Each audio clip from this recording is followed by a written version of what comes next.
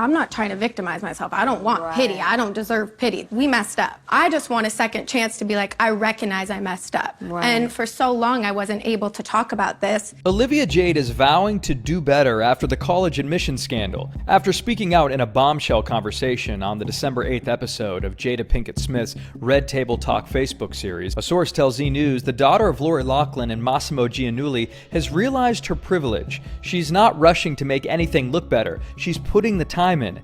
The insider adds, Olivia is mentoring children and giving back as she can. In her tell-all with Jada, Willow Smith, and Adrian Banfield Norris, the YouTube star admitted that she didn't recognize her privilege prior to her parents' arrest in March 2019.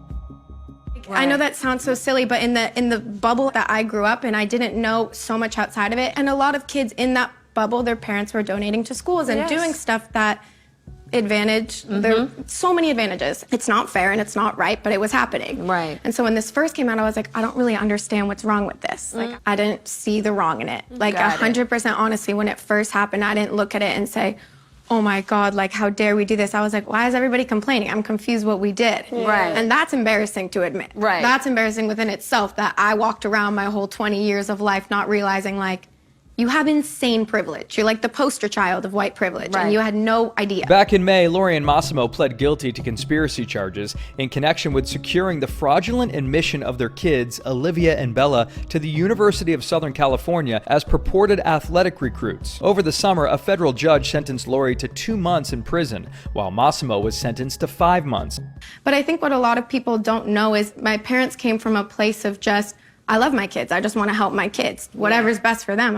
I've worked my whole life to, provide for my family, and I think they thought it was normal. I think that although I've had a really strong relationship with my mom and my dad my whole life, I was definitely confused when this all came out, and I went and confronted them about everything. They didn't really have much to say except like, I'm so sorry. I really messed up in trying to give the best to you and your sister.